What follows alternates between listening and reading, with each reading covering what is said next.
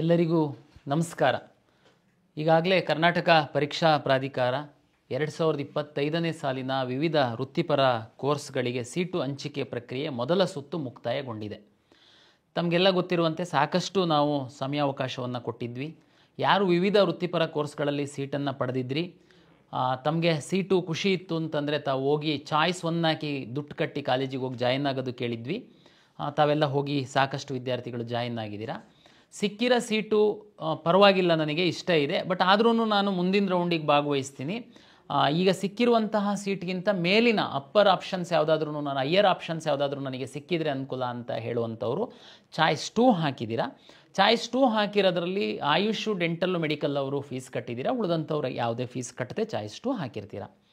Choice 3 ಅಂತಂದರೆ ಸಿಕ್ಕಿರುವಂತಹ seat ನನಗೆ ಇಷ್ಟ ಇಲ್ಲ, ನಾನು ಮುಂದಿನ ರೌಂಡಿಗೆ ಭಾಗವಹಿಸ್ತೀನಿ ಅಂತ ಚಾಯ್ಸ್ 3 ಹಾಕಿರ್ತೀರ. ಆವಾಗ ತಮಗೆ ಸಿಕ್ಕಿರುವಂತಹ ಕಾಲೇಜಿನ ಸೀಟು ಹೊರಟೋಗಿರುತ್ತೆ. ಉಳಿದಂಥ ಎಲ್ಲ ತಾವು ಫಸ್ಟ್ ರೌಂಡಲ್ಲಿ ಏನು ಆಪ್ಷನ್ ಎಂಟ್ರಿ ಮಾಡಿದರೆ ಅದೆಲ್ಲ ತಮ್ಮ ಲಾಗಿನ್ ಒಳಗಡೆ ಲಭ್ಯ ಇರುತ್ತೆ. ಚಾಯ್ಸ್ 4 ಅಂತಂದರೆ ನನಗೆ ಕೌನ್ಸಿಲಿಂಗಲ್ಲಿ ಇಷ್ಟ ಇಲ್ಲ, ನನಗೆ ಬೇರೆ ಎಲ್ಲೋ ಸೀಟ್ ಸಿಕ್ಕಿದೆ ಅಂತೇಳಿ ತಾವು ಹೊರಗಡೆ ಹೋಗಿರುವಂಥ ವಿದ್ಯಾರ್ಥಿಗಳಿದ್ದೀರ. ತಮಗೆಲ್ಲ ಗೊತ್ತಿರುವಂತೆ ವಿವರವಾದಂತಹ ಸೀಟ್ ಮ್ಯಾಟ್ರಿಕ್ಸು ಅಂದರೆ 2ನೇ ಸುತ್ತಿನಲ್ಲಿ ಯಾವ್ಯಾವ ಕೋರ್ಸಿನ ಎಷ್ಟೆಷ್ಟು ಸೀಟುಗಳು ಲಭ್ಯ ಇದೆ ಅಂತನ್ನುವಂಥದ್ದು ಕರ್ನಾಟಕ ಪರೀಕ್ಷಾ ಪ್ರಾಧಿಕಾರದ ವೆಬ್ಸೈಟಲ್ಲಿ ನಾವು ಪಬ್ಲಿಷ್ ಮಾಡ್ತೀವಿ. ತಮ್ಮ ಕುತೂಹಲ ಇರುತ್ತೆ ಮೆಡಿಕಲ್ಲಿನ ಬಗ್ಗೆ ಹೆಚ್ಚು, ಹಾಗಾಗಿ ಹೇಳುವಂಥದ್ದಾದರೆ 267 ವಿದ್ಯಾರ್ಥಿಗಳು ಚಾಯ್ಸ್ 4 ಹಾಕಿ ನಮ್ಮ ಸಿಸ್ಟಮಿಂದ ಹೊರಗಡೆ ಹೋಗಿದ್ದಾರೆ. ಅವರು MCCನಲ್ಲಿ ಸಿಕ್ಕಿ ಹೋಗಿರ್ಬೋದು ಅಥವಾ ಬೇರೆ ರಾಜ್ಯದಲ್ಲಿ ಸಹ ಸಿಕ್ಕಿ ಹೊರಗಡೆ ಹೋಗಿರ್ಬೋದು. 393 ಮೆಡಿಕಲ್ ವಿದ್ಯಾರ್ಥಿಗಳು ಯಾವುದೇ ಚಾಯ್ಸನ್ನು ಅವರು ಹಾಕಲಿಲ್ಲ. ಮೇ ಬಿ ಅವರು ಸಹ ಬೇರೆ ರಾಜ್ಯದಲ್ಲಿ MCCನಲ್ಲಿ ಸಿಕ್ಕಿ ಹೊರಗಡೆ ಹೋಗಿರ್ಬೋದು. ಅಧಿಕೃತವಾಗಿ ಚಾಯ್ಸ್ 4 ಹಾಕಿ ಅವ್ರು ಹೊರಗಡೆ ಹೋಗಬೇಕಾಗಿತ್ತು, ಬಟ್ ನಾವು ಹೊರಗಡೆ ಕಳಿಸ್ತೀವಿ ಅವರಿಗೆ. ಯಾರು ಚಾಯ್ಸೇ ಹಾಕಿಲ್ಲ ಅವರಿಗೆಲ್ಲ ನಮ್ಮ ಕೌನ್ಸಿಲಿಂಗ್ ಪ್ರಕ್ರಿಯೆಯಿಂದ ಹೊರಗಡೆ ಹಾಕ್ತೀವಿ.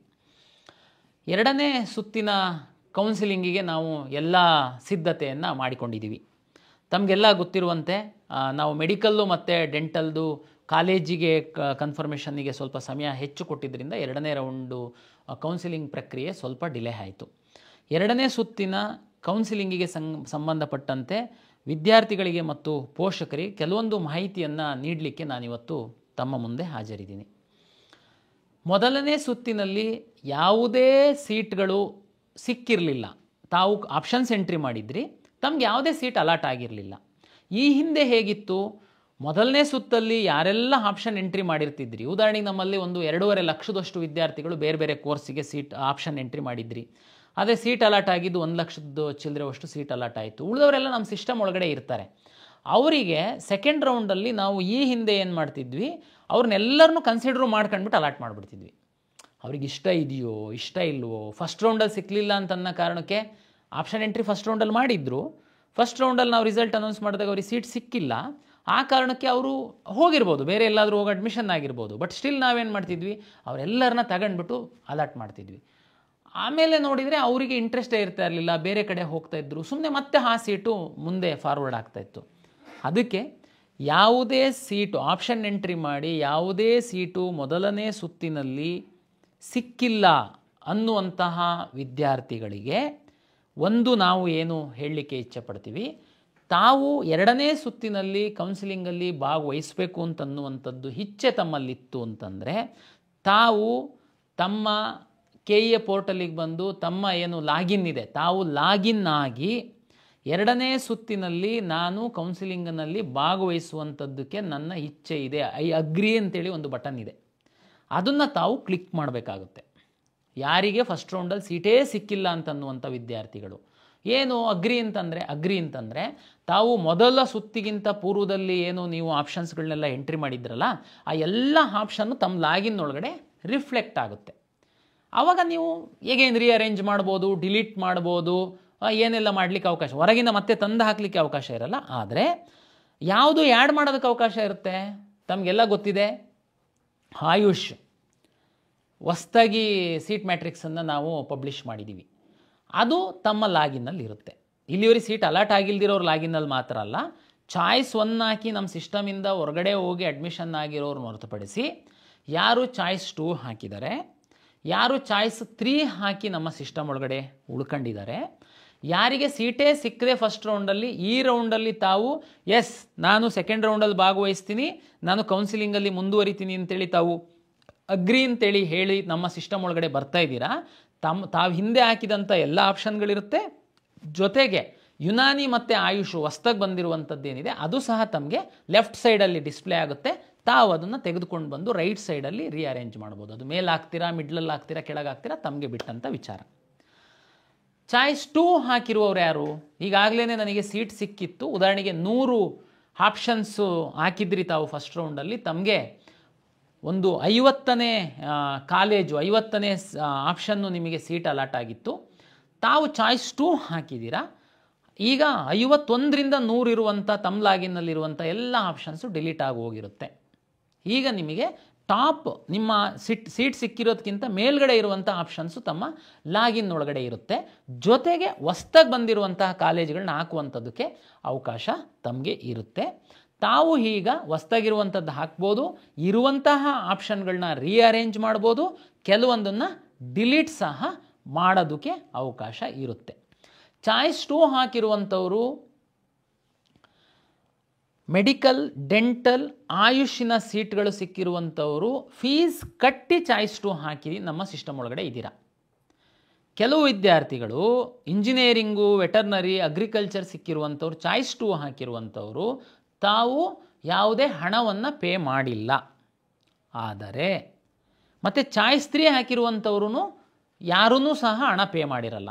ಚಾಯ್ಸ್ 2, ಚಾಯ್ಸ್ 1 ಮತ್ತು ಯಾವುದೂ ಸೀಟ್ ಸಿಕ್ತಿಲ್ದಿರುವಂಥವ್ರು ನಮಗೆ ಈಗ ಕೌನ್ಸಿಲಿಂಗ್ ಒಳಗಡೆ ಬರ್ತಾ ಇದ್ದೀರಾ. ತಾವುಗಳು ಯಾರು ಮೆಡಿಕಲ್ಲು, ಡೆಂಟಲ್ಲು ಮತ್ತು ಆಯುಷಿಗೆ ಸಂಬಂಧಪಟ್ಟಂಥವರು ಫೀಸ್ ಕಟ್ಟಿದ್ದೀರಾ, ಉಳಿದಂಥವರು ಯಾರೂ ಸಹ ಚಾಯ್ಸ್ 2 ಹಾಕಿರುವಂಥವರು 2ನೇ ಸುತ್ತಿನಲ್ಲಿ ಭಾಗವಹಿಸ್ತಾ ಇದ್ದೀರಾ, ಫೀಸೇ ಕಟ್ಟಿಲ್ಲ.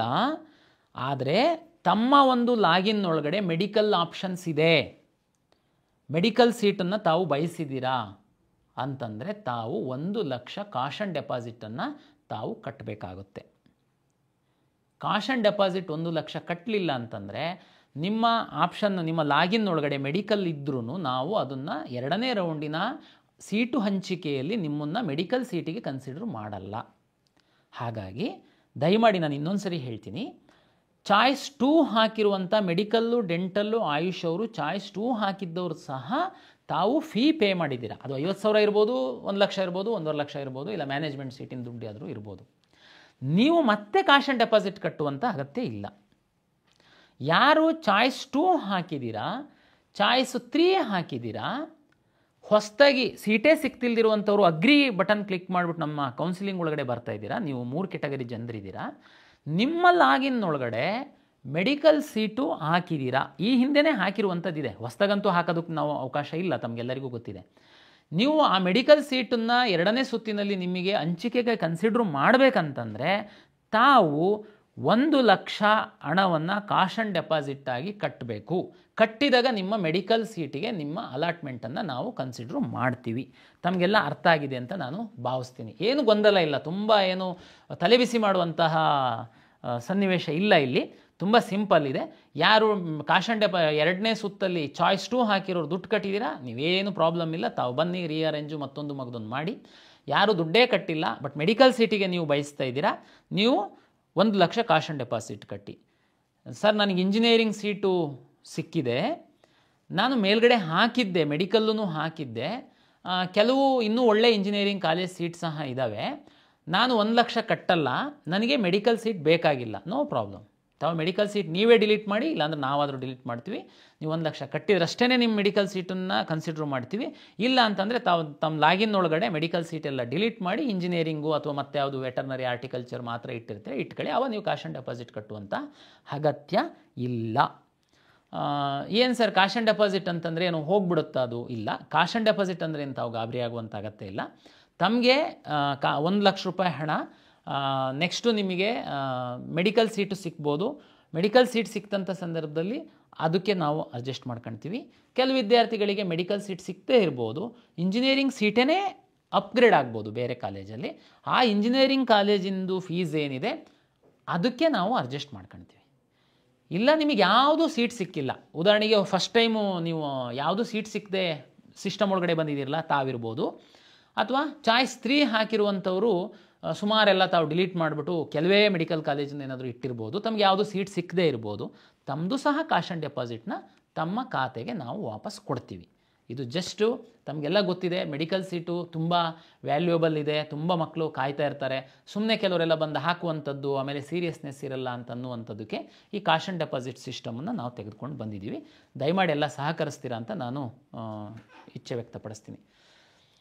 ವರ್ಚುವಲ್ ವೇಕೆನ್ಸಿ ತುಂಬ ವಿದ್ಯಾರ್ಥಿಗಳಿಗೆ ಈ ಹಿಂದಿನ ವರ್ಷಗಳಲ್ಲಿ ವಿಶೇಷವಾಗಿ ಮೆಡಿಕಲ್ಲು ಮತ್ತು ಡೆಂಟಲ್ಲಿಗೆ ಸಂಬಂಧಪಟ್ಟಂತೆ ಚಾಯ್ಸ್ 1 ಹಾಕಿದವರು ಕಾಲೇಜಿಗೆ ಹೋಗ್ಬಿಟ್ಟಿರ್ತಾರೆ. ನಾವು ಸೀಟ್ ಮ್ಯಾಟ್ರಿಕ್ಸ್ ಹಾಕಿದಾಗ ನಿಮಗೆ ಗೊತ್ತಾಗ್ಬಿಡುತ್ತೆ, ಓದೋ ರೌಂಡಲ್ಲಿ ಎಷ್ಟು ಸೀಟ್ ಇತ್ತು, ಈ ರೌಂಡಲ್ಲಿ ಎಷ್ಟು ಸೀಟ್ ಇದೆ ಅನ್ನೋದು ತಮಗೆ ಕ್ಲಿಯರಾಗಿ ಗೊತ್ತಾಗುತ್ತೆ.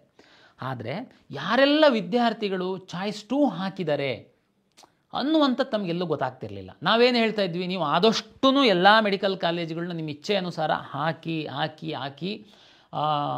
ಅಲಾಟ್ ಮಾಡುವಂತಹ ಸಂದರ್ಭದಲ್ಲಿ ಕ್ರಿಯೇಟ್ ಆಗುವಂತಹ, ಉದಾಹರಣೆಗೆ ಚಾಯ್ಸ್ 2 ಹಾಕಿದ್ದವನು ಮೇಲ್ಗಡೆ ಹೋಗ್ತಿದ್ದಂಗೆ ಆ ಸೀಟು ರಿಲೀಸ್ ಆಗುತ್ತೆ. ಅದನ್ನು ನಾವೆಲ್ಲೂ ಸೀಟ್ ಮ್ಯಾಟ್ರಿಕ್ಸಲ್ಲಿ ತೋರಿಸಿರಲ್ಲ. ಆ ಸೀಟು ರಿಲೀಸ್ ಆಗಿದ್ದು ಆಟೋಮೆಟಿಕಾಗಿ ನೆಕ್ಸ್ಟ್ ಇರೋನಿಗೆ ಅಲರ್ಟ್ ಆಗುತ್ತೆ. ಹಾಗಾಗಿ ತಾವು ಚಾಯ್ಸನ್ನು ಹಾಕಬೇಕು, ಆಪ್ಷನ್ಸನ್ನು ಹಾಕಬೇಕಂತ ಇನ್ಸಿಸ್ಟ್ ಮಾಡ್ತಾಯಿದ್ವಿ.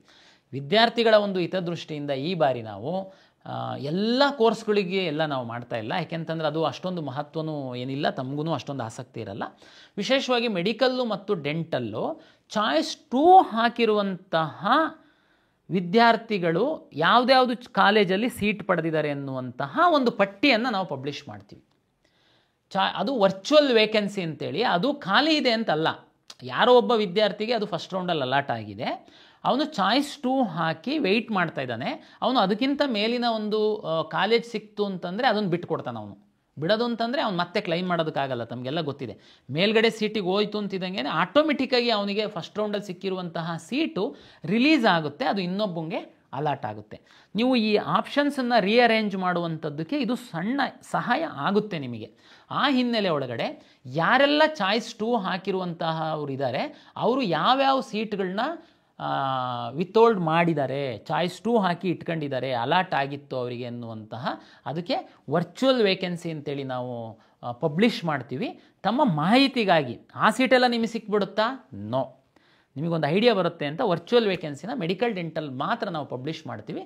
ತಮಗೆ ಸಹಾಯ ಆಗುತ್ತೆ. ಅಂತಿಮವಾಗಿ ತಮಗೆಲ್ಲ ಗೊತ್ತಿದೆ, ಫಸ್ಟ್ ರೌಂಡಲ್ಲಿ MCC ಅವರು ತುಂಬ ಮುಂದಕ್ಕೆ ಹಾಕಿ ರಿಸಲ್ಟನ್ನು ಪಬ್ಲಿಷ್ ಮಾಡಿದರು. ಕರ್ನಾಟಕದ ವಿದ್ಯಾರ್ಥಿಗಳ ಹಿತದೃಷ್ಟಿಯಿಂದ ನಾವು ಸಹ ಮೆಡಿಕಲ್ ಡೆಂಟಲ್ನ ಅವರು ಫೈನಲ್ ರಿಸಲ್ಟ್ ಅನೌನ್ಸ್ ಮಾಡಿದ ಮೇಲೇ ನಾವು ಅಡ್ಮಿಷನ್ ಎನೇಬಲ್ ಮಾಡಿದ್ದೀವಿ. 2ನೇ ಸುತ್ತಿನಲ್ಲಿ ಈ ಹಿಂದೆ ಎಲ್ಲ ಏನಾಗ್ತಿತ್ತು, ನಾವು ಅಡ್ಮಿಷನ್ನಂತೂ ಶುರು ಮಾಡ್ತಿದ್ವಿ, ಅವರು ಫಸ್ಟ್ ರಿಸಲ್ಟ್ ಆದಮೇಲೆ ನಾವು ರಿಸಲ್ಟನ್ನು ಅನೌನ್ಸ್ ಮಾಡ್ತಾಯಿದ್ವಿ. ಕೆಲವು ವಿದ್ಯಾರ್ಥಿಗಳು ಬಂದು ಇಲ್ಲಿ ಕ್ಯಾನ್ಸಲ್ ಮಾಡಿಸ್ಕೊಂಡು ದಂಡ ಕಟ್ಟಿ ತಾವು ಹೊರಗಡೆ ಹೋಗ್ತಾಯಿದ್ರಿ. ಆಮೇಲೆ ಏನಾಗ್ತಿತ್ತು, ಅದೇ ರೌಂಡಲ್ಲಿ ಆ ಸೀಟ್ಗಳನ್ನ ನಾವು ನಮ್ಮ ವಿದ್ಯಾರ್ಥಿಗಳಿಗೆ ಕೊಡುವಂಥದ್ದಕ್ಕೆ ಆಗ್ತಿರಲಿಲ್ಲ. ತಮಗೆಲ್ಲ ಗೊತ್ತಿದೆ. ಯಾಕೆಂದರೆ ನಮ್ಮದು ಈ ವಿವಿಧ ಕಂಬೈನ್ಡ್ ಸೀಟ್ ಅಲಾಟ್ಮೆಂಟ್ ಇರಲಿಕ್ಕೆ ಹೋಗಿ ಮತ್ತು ಸಾಕಷ್ಟು ಕನ್ವರ್ಷನ್ ಆಗುತ್ತೆ.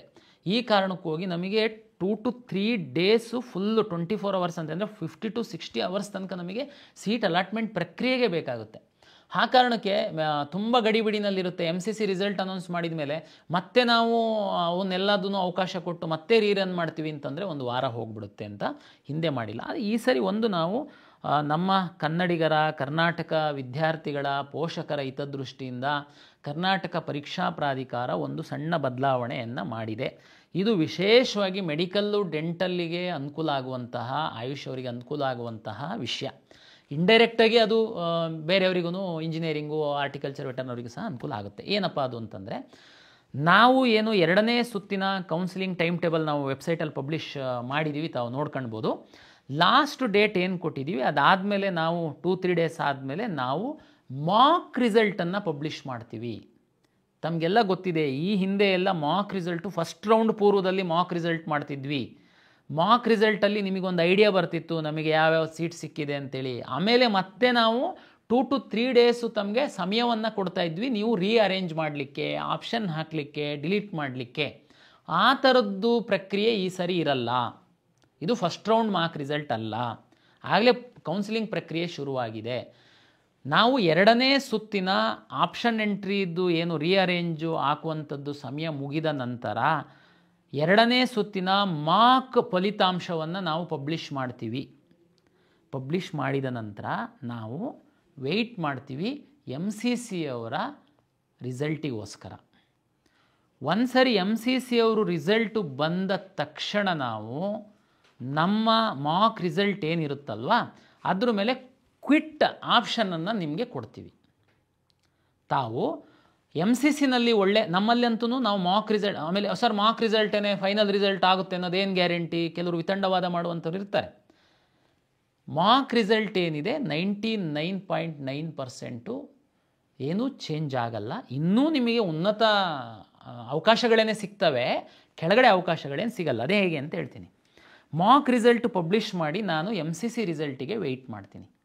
MCC ಅವರು ರಿಸಲ್ಟ್ ಪಬ್ಲಿಷ್ ಮಾಡಿದ ಮೇಲೆ ನಿಮಗೆ ಒಂದು ದಿವಸ, ಸಮಯ ಕಡಿಮೆ ಇದೆ, ದಯಮಾಡಿ ವಿದ್ಯಾರ್ಥಿಗಳು ಪೋಷಕರು ಅರ್ಥ ಮಾಡ್ಕೊಳ್ಬೇಕು. ಯಾಕೆ ಈ ಮಾತು ಹೇಳ್ತಾ ಇದ್ದೀನಿ ಅಂತಂದರೆ, ಈಗ ನಾವು ಎಷ್ಟು 3 ಸರಿ ಎಕ್ಸ್ಟೆಂಡ್ ಮಾಡಿದ್ರೂ ನಮ್ಮ ಪ್ರಾಧಿಕಾರದ ಮುಂದೆ ಬರ್ತಾರೆ, ಸರ್ ನನಗೆ ಮರ್ತೋಗಿತ್ತು, ಇರಲಿಲ್ಲ ಅಂತ. ಹಾಗಾಗಿ MCC ರಿಸಲ್ಟ್ ಅನೌನ್ಸ್ ಮಾಡಿದ ಮೇಲೆ ಒಂದು ದಿನ ಸಮಯವನ್ನು ತಮಗೆ ಕೊಡ್ತೀವಿ, ಮತ್ತು ನಿಮಗೆ ಕ್ವಿಟ್ ಆಪ್ಷನ್ ಕೊಡ್ತೀವಿ. ತಾವು ನಮ್ಮ KEA ಕೌನ್ಸಿಲಿಂಗಿಂದ ತಾವು ಕ್ವಿಟ್ ಬಟನ್ ನಮ್ಕಿ ಎಕ್ಸಿಟ್ ಆಗಬಹುದು. ನಿಮಗೆ ಫ್ರೀ ಎಕ್ಸಿಟ್, ತಮಗೆ ಯಾವ ₹1 ಸಹ ನಾವು ಪೆನಾಲ್ಟಿ ಹಾಕಲ್ಲ. ಉದಾಹರಣೆಗೆ ತಾವು ಕಾಶ್ ಆ್ಯಂಡ್ ಡೆಪಾಸಿಟ್ಟು ಈಗ 1 ಲಕ್ಷ ಕಟ್ಟಿದ್ದೀರಾ, ಈಗ ಕಟ್ತೀರಾ. ಫಸ್ಟ್ ರೌಂಡಲ್ಲೇ ಚಾಯ್ಸ್ 2 ಹಾಕಿರುವಂಥವರು 12 ಲಕ್ಷಕ್ಕಿಂತ ಹೆಚ್ಚಿನ ಸೀಟ್ ಪಡೆದಂಥವರೆಲ್ಲ 12 ಲಕ್ಷದಷ್ಟೆಲ್ಲ ತಾವು ಕಟ್ಟಿದ್ದೀರಾ, ಎಲ್ಲ ಹಣನ ನಿಮಗೆ ವಾಪಸ್ ಕೊಡ್ತೀವಿ. ಆದರೆ ಅಲ್ಲೊಂದು ಕಂಡೀಷನ್ ಇದೆ. ಏನು ಅಂತಂದರೆ, ಯಾರಿಗೆ ಕೊಡ್ತೀವಿ ನಾವು ಹಣನ? ಕ್ವಿಟ್ ಯಾರು ಮಾಡ್ಬೋದು? ಬೇರೆ ಯಾವುದಾದ್ರೂ ರಾಜ್ಯದಲ್ಲಿ ಮೆಡಿಕಲ್ ಸೀಟ್ ಸಿಕ್ಕಿರಬೇಕು, MCCನಲ್ಲಿ ಮೆಡಿಕಲ್ ಸೀಟ್ ಸಿಕ್ಕಿರಬೇಕು. ಅವರು ನಮ್ಮ ಸಿಸ್ಟಮಿಂದ ಕ್ವಿಟ್ ಆದರೆ ತಮಗೆ ನಾವು ಸಂಪೂರ್ಣ ಹಣವನ್ನು ವಾಪಸ್ ಕೊಡ್ತೀವಿ. ಉಳಿದವರಿಗೆ ಯಾರಿಗೆ ಕ್ವಿಟ್ ಮಾಡುವಂಥದ್ದಕ್ಕೆ ಅವಕಾಶಗಳಿಲ್ಲ. ತಾವೇನಾದ್ರೂ ಕ್ವಿಟ್ ಮಾಡ್ತು ಅಂತಂದರೆ ನಿಮ್ಮ ಕಾಶ್ ಆ್ಯಂಡ್ ಡೆಪಾಸಿಟ್ ಏನಿದೆ ಫೋರ್ಫಿಟ್ ಮಾಡ್ತೀವಿ ನಾವು. ಯಾಕೆಂತಂದರೆ ನಾವು ಸರ್ ಇಲ್ಲ ನೀವು ಮೆಡಿಕಲ್ ಸಿಕ್ಕಿದವರಿಗೆ ಮಾತ್ರ ಕೊಡಿ, ನೋಡಿ ಅವಾಗ ಏನಾಗುತ್ತೆ, ನಾನು ಎಲ್ಲರಿಗೆ KEAಗೆ ಕರಿಬೇಕಾಗುತ್ತೆ, ಅದು ಮತ್ತೆ ಕಷ್ಟ ಆಗುತ್ತೆ. ಅದಕ್ಕೆ ನಾನು ಆನ್ಲೈನಲ್ಲಿ ಇರ್ತೀನಿ. ಒಬ್ಬ ಇಂಜಿನಿಯರಿಂಗ್ ಸಿಕ್ಕಿರುತ್ತೆ, ಸುಮ್ಮನೆ ತಮಾಷೆ ನೋಡಲಿಕ್ಕೆ ಹಾಕಿರ್ತಾನೆ ಆಪ್ಷನ್ನು. ಈಗ ಕ್ವಿಟ್ ಹೆಂಗೂ ಇದೆಯಲ್ಲ, ಹೆಂಗೂ ದುಡ್ಡು ಕಟ್ಟಿಲ್ಲ ಅವ, ನಾನು ಕ್ವಿಟ್ ಮಾಡಿಬಿಡ್ತೀನಿ ಅಂತ. ಅಷ್ಟು ಈಸಿ ಇಲ್ಲ ನಮ್ಮ ಸಿಸ್ಟಮಿಂದ ಹೊರಗಡೆ ಹೋಗುವಂಥದ್ದು. ನೀವು ಸುಮ್ಮನೆ ದುಡ್ಡು ಹೇಗೂ ಕಟ್ಟಿಲ್ಲ ಹೇಗೆ ಅಂತ ಕ್ವಿಟ್ ಮಾಡಿದರೆ 1 ಲಕ್ಷ ಕಾಶ್ ಆ್ಯಂಡ್ ಡೆಪಾಸಿಟ್ ಮೆಡಿಕಲ್ ಇದ್ದವ್ರು ಮಾತ್ರ ಇರುತ್ತೆ. ಮೆಡಿಕಲ್ ಇಲ್ಲ, ಬರೀ ಇಂಜಿನಿಯರಿಂಗೋ ಇನ್ನೇನೋ ಆದರೆ ಕಾಶ್ ಆ್ಯಂಡ್ ಡೆಪಾಸಿಟೂ ಏನೂ ಇರಲ್ಲ. ನಾನು ಕ್ವಿಟ್ ಮಾಡಿ ಹೋಗ್ತೀನಿ ಅಂತಂದರೆ ನಾವು ಮುಂದಿನ ದಿನಗಳಲ್ಲಿ ಹೇಳ್ತೀವಿ ಅವನಿಗೆ ಯಾವ ರೀತಿ ನಾವು ಬ್ಯಾನ್ ಮಾಡ್ತೀವಿ ಕೌನ್ಸಿಲಿಂಗಲ್ಲಿ. ನೀವು ಮ್ಯಾನೇಜ್ಮೆಂಟಲ್ಲಿ ಸೀಟಲ್ಲಿ ಹೋಗಿ ಸೇರಿದರೆ ಸಹ VTUನಲ್ಲಿ ನಿಮ್ಮದು ರಿಜಿಸ್ಟ್ರೇಷನ್ ನಂಬರ್ ಕೊಡುವಂಥದ್ದು, ಅಲ್ಲಿ ಸಹ ಹೋಲ್ಡ್ ಮಾಡಿಸ್ತೀವಿ. ಹಾಗಾಗಿ ಯಾರು MCCನಲ್ಲಿ ಮತ್ತು ಬೇರೆ ಯಾವುದಾದ್ರೂ ರಾಜ್ಯದಲ್ಲಿ ಮೆಡಿಕಲ್ ಸೀಟು ಡೆಂಟಲ್ ಸೀಟ್ ಸಿಕ್ಕಿ ತಾವು ಹೋಗುವಂಥದ್ದಕ್ಕೆ ಇಚ್ಛೆಪಟ್ಟರೆ ನಮ್ಮಲ್ಲಿ ಕ್ವಿಟ್ ಮಾಡಿ ತಾವು 1 ದಿವಸದಲ್ಲಿ MCC ರಿಸಲ್ಟ್ ಬಂದು 1 ದಿವಸದಲ್ಲಿ ತಾವು ಹೊರಗಡೆ ಹೋಗ್ಬೋದು. ಓಕೆ, ಇದು ನಮಗೇನು ಬೆನಿಫಿಟ್ ಆಗುತ್ತೆ? ಕನ್ನಡಿಗರಿಗೆ, ಕರ್ನಾಟಕದ ಪೋಷಕರಿಗೆ ಏನು ಬೆನಿಫಿಟ್ ಆಗುತ್ತೆ ಹೇಳ್ತೀನಿ. ಮಾಕ್ ರಿಸಲ್ಟ್ ಆದಮೇಲೆ ಉದಾಹರಣೆಗೆ 100 ವಿದ್ಯಾರ್ಥಿಗಳು ನಮ್ಮಿಂದ ಕ್ವಿಟ್ ಮಾಡಿ ಮೆಡಿಕಲ್ಲಿಗೆ ಹೋದರು. ಆ 100 ಸೀಟುಗಳನ್ನು ನಾನು ಅದೇ ಸುತ್ತಿನಲ್ಲಿ ಹಾಕ್ಕೊಂಡು ನಾನು ರೀರನ್ ಮಾಡ್ತೀನಿ. ಆದರೆ ಒಂದು ನೆನಪಿರಲಿ ಪೋಷಕರೇ, ವಿದ್ಯಾರ್ಥಿಗಳೇ, ನಿಮಗೆ ರೀಅರೇಂಜು, ಅಡಿಷನ್ನು, ಡಿಲೀಷನ್ನು ಅವಕಾಶ ಇರಲ್ಲ. ಅದಕ್ಕೇ ನಾನು ಇಲ್ಲಿ ನಿಮಗೆ ಇನ್ನೊಂದು ಎಚ್ಚರಿಕೆ ಕೊಡ್ತೀನಿ. ಈಗೇನು ನಿಮಗೆ ಅವಕಾಶ ಇದೆ ಅಲ್ಲ ರೀಅರೇಂಜ್ ಮಾಡುವಂಥದ್ದಕ್ಕೆ, ವರ್ಚುವಲ್ ವೇಕೆನ್ಸಿ ಇದೆ. ಯಾವುದೋ ಒಂದು ಮೆಡಿಕಲ್ ಕಾಲೇಜಲ್ಲಿ ಸೀಟ್ ಇದೆ ಅಂತ ನೀವು ನಿಮ್ಮ ಲಾಗಿನ್ ಒಳಗಡೆ ಆ ಒಂದು ಮೆಡಿಕಲ್ ಕಾಲೇಜ್ ಇದೆ ಅಂತ ವಿಚಾರ ಮಾಡೋಣ. ಆದರೆ ನಮ್ಮ ವೇಕೆನ್ಸೀಸಲ್ಲಾಗಲಿ ವರ್ಚುವಲ್ ವೇಕೆನ್ಸೀಸಿನಲ್ಲಿ ಇಲ್ಲದೆ ಇರ್ಬೋದು, ಅದು ಸೀಟೇ ಇಲ್ಲದೆ ಇರ್ಬೋದು ನಿಮಗೆ. ಮತ್ತು ಇಲ್ಲ ಅಂತ ನಾನು ಡಿಲೀಟ್ ಮಾಡಿಬಿಡ್ತೀನಿ ಅದ?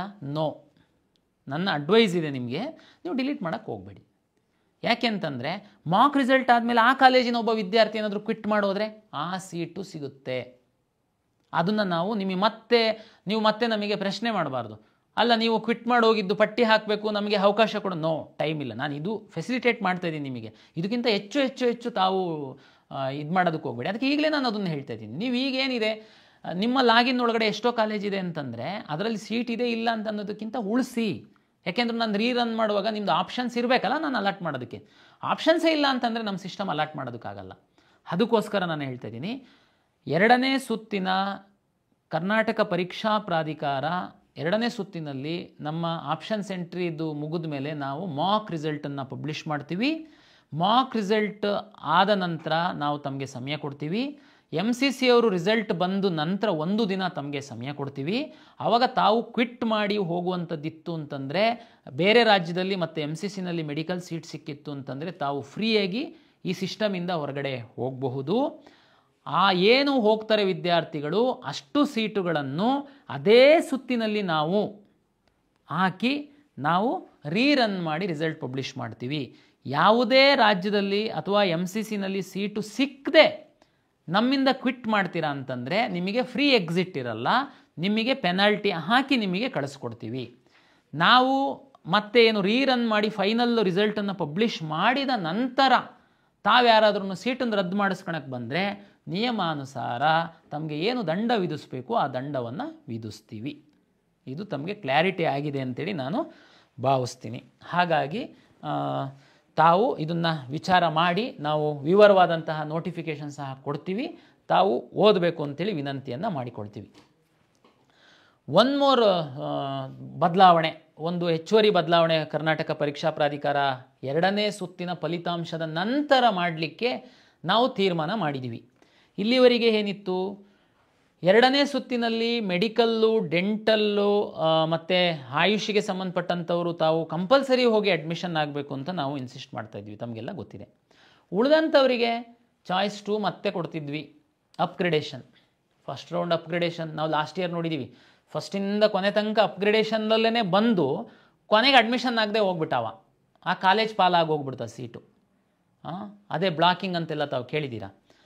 ಈ ಸರಿ ಒಂದು ಬದಲಾವಣೆ ಅಂತ ನಾವೇನು ಮಾಡಿದ್ದೀವಿ ಅಂತಂದರೆ, ಫಸ್ಟ್ ರೌಂಡಲ್ಲಿ ಅಪ್ಗ್ರೇಡೇಷನ್ ಅವಕಾಶ ಕೊಟ್ಟಿದ್ದೀವಿ ತಮಗೆ, ತಾವು 2ನೇ ರೌಂಡಲ್ಲಿ ಬಂದಿದ್ದೀರಾ. 2ನೇ ರೌಂಡಲ್ಲಿ ನಾವು ಅಪ್ಗ್ರೇಡ್ ಮಾಡುವಂತಹ ಅವಕಾಶವನ್ನು ಕೊಡ್ತಾ ಇಲ್ಲ. ಚಾಯ್ಸ್ 3 ಸಿಕ್ಕಿರೋ ಕಾಲೇಜನ್ನು ಬಿಟ್ಟು ನಾನು ಮುಂದಿನ ರೌಂಡಿಗೆ ಬರ್ತಾಯಿದ್ದೀನಿ ಎನ್ನುವಂತಹ ಅವಕಾಶವನ್ನು ಕೊಡ್ತಾ ಇಲ್ಲ. ತಾವು ಭಾಳ ವಿಚಾರ ಮಾಡಿ ತಾವು ಈಗಲೇ ಆಪ್ಷನ್ಸ್ ಹಾಕಿ. ಏನು ಸರ್ ಹಿಂಗೆ ಮತ್ತು ಇದು ಅನ್ಯಾಯ ಆಗಿಬಿಡುತ್ತಲ್ಲ, ನಮಗೆ ಇನ್ನೂ ಒಳ್ಳೆ ಕಾಲೇಜೆಲ್ಲ ಸಿಗುತ್ತೆ. ಹೇಳ್ತೀನಿ ನಾನು ಏನು ಕೊಡ್ತೀರಾ ಆಗಿದ್ರೆ, ಎಲ್ಲ ಕೋರ್ಸ್ಗಳಿಗೆ ನಾನು 2ನೇ ಸುತ್ತಿನ ನಮ್ಮ ಪ್ರಾಧಿಕಾರದ ಅಂತಿಮ ಫಲಿತಾಂಶದ ನಂತರ ಚಾಯ್ಸ್ 1 ಮತ್ತು ಚಾಯ್ಸ್ 4 ಎರಡೇ ಕೊಡ್ತೀನಿ. ಚಾಯ್ಸ್ 1 ಹಾಕಿ ಕಾಲೇಜ್ ದುಡ್ಡು ಕಟ್ಟಬೇಕು, ಕಾಲೇಜಿಗೆ ಹೋಗಿ ಅಡ್ಮಿಷನ್ ಆಗಬೇಕು. ಚಾಯ್ಸ್ 4 ನಮ್ಮ ಸಿಸ್ಟಮಿಂದ ಹೊರಗಡೆ ಹೋಗ್ತಾ ಇರಬೇಕು. ಮತ್ತು ಅವರಿಗೆ ನಾವು ಯಾವುದೇ ರೌಂಡಲ್ಲಿ ಅವಕಾಶವನ್ನು ಕೊಡಲ್ಲ ಈ ವರ್ಷ. ಸರ್ ಮತ್ತು 2ನೇ ಸುತ್ತಿನ ನಂತರ ಸಾಕಷ್ಟು ಸೀಟ್ಗಳು ಉಳಿಯುತ್ತೆ, ತುಂಬ ಟಾಪ್ ಕಾಲೇಜಲ್ಲೆಲ್ಲ ಉಳಿಬೋದು, ಅದಕ್ಕೆ ಮತ್ತೆ ನಮಗೆ ಅನ್ಯಾಯ ಆಗುತ್ತೆ ನೀವು ಚಾಯ್ಸ್ 2 ಕೊಡಲಿಲ್ಲ ಅಂತಂದರೆ, 3 ಕೊಡಲಿಲ್ಲ ಅಂತಂದರೆ. MCC ಅವ್ರು ಏನು ಮಾಡ್ತಾ ಇದ್ದಾರೆ ತಮಗೆಲ್ಲ ಗೊತ್ತಿದೆ, ಮೆಡಿಕಲ್ ಆಸ್ಪಿರೆಂಟ್ಸಿಗೆ ಚೆನ್ನಾಗಿ ಗೊತ್ತಿರುತ್ತೆ. ಅಪ್ಗ್ರೇಡೇಷನ್ ಆಪ್ಷನ್ನಿಗೆ ಅವರು ಕೊಡ್ತಾ ಇದ್ದಾರೆ. ನಾವು ಸಹ ಅದೇ ತೀರ್ಮಾನ ಮಾಡಿದ್ದೀವಿ. 2ನೇ ಸುತ್ತಿನ ಅಡ್ಮಿಷನ್ ಪ್ರಕ್ರಿಯೆ ಮುಗಿದ ನಂತರ ನಾವು ಪಬ್ಲಿಷ್ ಮಾಡ್ತೀವಿ ಎಷ್ಟು ಸೀಟು ಅವೈಲಬಲ್ ಇದೆ. ವೆಟರ್ನರಿ ಇರ್ಬೋದು, ಫಾರ್ಮ್ ಸೈನ್ಸ್ ಇರ್ಬೋದು, ಇಂಜಿನಿಯರಿಂಗ್ ಇರ್ಬೋದು. ತಮಗೆಲ್ಲ ಗೊತ್ತಿದೆ ಮೆಡಿಕಲ್ಲು ಡೆಂಟಲೆಲ್ಲ ಬೇರೆ ಸುತ್ತಿನಲ್ಲಿ ಮಾಪಪ್ ರೌಂಡು ಅವ್ರದ್ದು MCC ಪ್ರಕಾರ ಹೋಗ್ಬಿಡುತ್ತೆ. ಬಟ್ ಉಳಿದಂಥ ಕೋರ್ಸ್ಗಳೇನಿದ್ದಾವೆ ಅದೆಲ್ಲ ನಾವು ತುರ್ತು ಮಾಡಬೇಕಾಗುತ್ತೆ. ಉದಾಹರಣೆಗೆ ನರ್ಸಿಂಗ್ ಕಾಲೇಜಿಗೆ ಸಂಬಂಧಪಟ್ಟಂತೆ ಮಾತಾಡೋದಾದರೆ ಕನ್ಸೆನ್ಷುಯಲ್ ಅಗ್ರಿಮೆಂಟ್ ಪ್ರಕಾರ 3ನೇ ರೌಂಡಲ್ಲಿ ನಾವು ಕೇವಲ ಸರ್ಕಾರಿ ಕೋಟದ ಸೀಟುಗಳನ್ನು ಮಾತ್ರ ನಾವು ಕೌನ್ಸಿಲಿಂಗ್ ಮಾಡೋದಕ್ಕೆ ಅವಕಾಶ ಇರುತ್ತೆ. ಹಾಗಾಗಿ ನಾವು ಒಟ್ಟು ಏನು ಅವೈಲೇಬಲ್ ಸೀಟ್ ಇದೆ 3ನೇ ಸುತ್ತಿಗೆ ಎನ್ನುವಂಥದ್ದನ್ನು ನಾವು ಪಬ್ಲಿಷ್ ಮಾಡ್ತೀವಿ. ಒಬ್ಬ ವಿದ್ಯಾರ್ಥಿಗೆ ಅವನಿಗೆ ಅಗ್ರಿಕಲ್ಚರ್ ಸೀಟ್ ಸಿಕ್ಕಿದೆ, ನಾವು 2ನೇ ಸುತ್ತಿನಲ್ಲಿ ಅವನಿಗೆ ಕಂಪಲ್ಸರಿ ಅಡ್ಮಿಷನ್ ಕೊಟ್ಟಿದ್ದರಿಂದ ಅವನು ಹೋಗಿ ಒಂದು ಕಾಲೇಜಿಗೆ ಅಡ್ಮಿಷನ್ ಹಾಕ್ತಾನೆ. ನಂತರ ನಾನು ಸೀಟ್ ಪಬ್ಲಿಷ್ ಮಾಡಿದಾಗ ಅವನಿಗೆ ವೆಟರ್ನರಿದು ಒಂದು ಸೀಟ್ ಖಾಲಿ ಆಗಿದೆ, ಅವನಿಗೆ ವೆಟರ್ನರಿ ಮಾಡುವಂಥದ್ದಕ್ಕೂ ಇಚ್ಛೆ ಇತ್ತು. ಅವ್ನು ಫಸ್ಟ್ ರೌಂಡಲ್ಲಿ ಸೆಕೆಂಡ್ ರೌಂಡಲ್ಲೆಲ್ಲ ಆಪ್ಷನ್ಸ್ ಇತ್ತು, ಬಟ್ ಅವನಿಗೆ ಸಿಕ್ಕಿರಲಿಲ್ಲ. ಅವರಿಗೆ ನಾನು ಅಪ್ಗ್ರೇಡೇಷನ್ ಮಾಡುವಂಥದ್ದಕ್ಕೆ ಅವಕಾಶ ಕೊಡ್ತೀನಿ. ಹೇಗೆ, ನೀವು ಉದಾಹರಣೆಗೆ ಧಾರವಾಡದಲ್ಲಿ ಹೋಗಿ ಅಗ್ರಿಕಲ್ಚರ್ ಕಾಲೇಜಿಗೆ ಅಡ್ಮಿಷನ್ ಆಗಿರ್ತೀರಾ, ನಿಮಗೆ ಬೆಂಗಳೂರು ವೆಟರ್ನರಿ ಕಾಲೇಜಲ್ಲಿ 3ನೇ ಸುತ್ತಿನಲ್ಲಿ ನನ್ನ ಸೀಟ್ ಮ್ಯಾಟ್ರಿಕ್ಸ್ ಪ್ರಕಾರ 1 ಸೀಟು ವೆಟರ್ನರಿ ಸೀಟು ಲಭ್ಯ ಇದೆ. ನಿಮಗೆ ಒಂದು ಅಂದಾಜಲ್ಲಿ ನಿಮಗೆ ಅದು ಸಿಗುತ್ತೆ ಅನ್ನುವಂತಹ ತಮಗೆ ಒಂದು ಗ್ಯಾರಂಟಿ ಇದೆ. ನೀವು ಲಾಗಿನ್ ಆಗಿ ನೀವು ಅಪ್ಗ್ರೇಡ್ ಆಗುವಂಥದ್ದಕ್ಕೆ, ಅದನ್ನು ಆಪ್ಷನ್ ಎಂಟ್ರಿ ಮಾಡುವಂಥದ್ದಕ್ಕೆ ನಾವು ಅವಕಾಶವನ್ನು ಕೊಡ್ತೀವಿ. ಸರ್ ಇದು ಸ್ವಲ್ಪ ಗೊಂದಲ ಆಗುತ್ತೆ, ಇಂಜಿನಿಯರಿಂಗಲ್ಲಿ ನಾನು ಉದಾಹರಣೆಗೆ ಯಾವುದೋ ಒಂದು ಹಾಸನಲ್ಲಿ ಕಾಲೇಜಿಗೆ ಹೋಗಿ ಅಡ್ಮಿಷನ್ ಆಗಿರ್ತೀನಿ, ಆಮೇಲೆ ನನಗೆ ಸೀಟು ಬೆಂಗಳೂರು ಕಾಲೇಜಲ್ಲಿ ಒಂದು ವೇಕೆನ್ಸಿ ಸಿಕ್ಬಿಡುತ್ತೆ, ಬೆಂಗಳೂರಿಗೆ ನನಗೆ ಅಪ್ಗ್ರೇಡ್ ಆಗುತ್ತೆ, ಹಾಸನಲ್ಲಿಂದ ಬೆಂಗಳೂರಿಗೆ ಬರಬೇಕು, ಹಾಸನಲ್ಲಿ ಡಾಕ್ಯುಮೆಂಟ್ ಇಟ್ಕೊಂಡು ಬಿಟ್ಟಿರ್ತಾರೆ, ಮತ್ತು ಬೆಂಗಳೂರಿಗೆ ಬರಬೇಕು. ಅವರೇನೋ ನೋಡಿ, ಯಾವುದಾದ್ರೂ ಒಂದು ನಿರ್ಧಾರ ಮಾಡುವಾಗ ಸಣ್ಣ ಪ್ರಮಾಣದ ಈ ಥರದ್ದು ತೊಡಕುಗಳು ಇದ್ದೇ ಇರುತ್ತೆ. ದಯಮಾಡಿ ಅರ್ಥ ಮಾಡ್ಕೊಳ್ಳಿ. ಈ ಕಳೆದ ವರ್ಷ ಈ ಅಪ್ಗ್ರೇಡೇಷನ್ನಿಗೆ ಬಂದಂಥ ಸಂದರ್ಭದಲ್ಲಿ ಸುಮ್ಮನೆ ವಿದ್ಯಾರ್ಥಿಗಳು ಟೆನ್ಷನ್ನಲ್ಲಿ ಅಪ್ಗ್ರೇಡಿಗೆ ಹಾಕಿ ಕೂತಿದ್ರಿ. ಅಪ್ಗ್ರೇಡ್ ಆಗಿರುವಂಥದ್ದು ಓನ್ಲಿ 2% ಅಷ್ಟೇ. ಆ 2%ಗೋಸ್ಕರ ನಾನು 30-35 ಸಾವಿರ ವಿದ್ಯಾರ್ಥಿಗಳು ಕಾಲೇಜಿಗೆ ಹೋಗ್ದಂಗೆ ಸುಮ್ಮನೆ ಕಾಯ್ಕೊಂಡು ನಮ್ಮ ಸಿಸ್ಟಮ್ ಮುಂದ್ಗಡೆ ಕೂತಿರ್ತಾರೆ. ಆ 2% ಈಗ MCCನಲ್ಲಿ ಏನು ಗೊಂದಲ ಇಲ್ಲ. ಮೆಡಿಕಲ್ ಕಾಲೇಜ್ ಫಸ್ಟ್ ರೌಂಡಲ್ಲಿ ಹೋಗಿ ಎಲ್ಲೋ ಸೇರ್ತಾರೆ, ಅಪ್ಗ್ರೇಡೇಷನ್ ಅಂತೇಳಿ ಬಂದು ಮತ್ತೆ ಆ ಕಾಲೇಜ್ ಬಿಟ್ಟು ಇಲ್ಲಿಗೆ ಬರ್ತಾರೆ. ನಾವು ಎಲ್ಲ ಕಾಲೇಜವರಿಗೆ ವಿನಂತಿಯನ್ನು ಮಾಡಿಕೊಳ್ತೀವಿ, ಯಾರಾದ್ರೂ ನೀವು ಅಪ್ಗ್ರೇಡ್ ಆಯಿತು ಅಂತಂದರೆ ಆ ವಿದ್ಯಾರ್ಥಿಗೆ ತಾವು ತಕ್ಷಣ, ಯಾಕೆಂದರೆ ಆ ಕಾಲೇಜಿಗೆ ಇನ್ನೊಬ್ಬರಿಗೆ ಅಲಾಟ್ ಆಗುತ್ತೆ, ಅವರಿಗೆ ಆ ಕಾಲೇಜೇನು ಲಾಸ್ ಆಗಲ್ಲ. ಯಾಕೆಂದರೆ ಅಪ್ಗ್ರೇಡ್ ಆಗ್ತಿದ್ದಂಗೆ ಆ ಸೀಟ್ ಆಟೋಮೆಟಿಕ್ ರಿಲೀಸ್ ಆಗುತ್ತೆ, ಇನ್ಯಾರೋ ವಿದ್ಯಾರ್ಥಿಗೆ ಅದು ಸೀಟ್ ಅಲಾಟ್ ಆಗುತ್ತೆ. ಹಾಗಾಗಿ ನನ್ನ ವಿನಂತಿ ಏನಂತಂದರೆ ಈ ಒಂದು ಬದಲಾವಣೆಯನ್ನು ನಾವು ಮಾಡಿದ್ದೀವಿ. ಕಾಲೇಜಿಂದ ತಮಗೇನು ಡಾಕ್ಯುಮೆಂಟ್ ಕೊಡಿಸುವಂಥದ್ದು ಮತ್ತು ನಿಮಗೆ ಬೇರೆ ಕಾಲೇಜಿಗೆ ಅಡ್ಮಿಷನ್ ಆಗುವಂಥದ್ದಕ್ಕೆ ಫೆಸಿಲಿಟೇಟ್ ಮಾಡುವಂಥ ಜವಾಬ್ದಾರಿಯನ್ನು ನಾವು ತೆಗೆದುಕೊಳ್ತೀವಿ, ತಾವು ಚಿಂತೆ ಮಾಡುವಂಥ ಅಗತ್ಯ ಇಲ್ಲ. ಹಾಗಾಗಿ ಈ ಅಪ್ಗ್ರೇಡೇಷನ್ ಆಪ್ಷನ್ಸ್ ಇಲ್ದಿರೋದ್ರಿಂದ ತಾವು ಈಗಲೇ ವಿಚಾರ ಮಾಡಿ ವ್ಯವಸ್ಥಿತವಾಗಿ ನೀವು ಆಪ್ಷನ್ಸನ್ನು ರೀಅರೇಂಜ್ ಮಾಡಿ. ಸುಮ್ಮನೆ ಏನೋ ಹಾಕಿಬಿಟ್ಟು ಆಮೇಲೆ ಡಿಲೀಟ್ ಮಾಡಿಬಿಡೋದು, ಆಮೇಲೆ ಬೇಕಾಗಿತ್ತು, ಅದಕ್ಕೆಲ್ಲ ಅವಕಾಶ ಇರಲ್ಲ. ಅದು ನಾನು ಈಗಲೇ ಹೇಳ್ತೇನೆ, ಅದಕ್ಕೆ ಮುಂದೆ ಹೇಗಿದೆ ಅನ್ನೋದು ಈಗಲೇ ಹೇಳ್ತೇನೆ. ಇದಕ್ಕೆ ತಕ್ಕಂತೆ ತಾವು ರೆಡಿಯಾಗಿ ಅಂತನ್ನುವಂಥದ್ದು ಒಂದು. ಅಂತಿಮವಾಗಿ ಒಂದು ವಿಷಯನ ಹೇಳ್ತೀನಿ.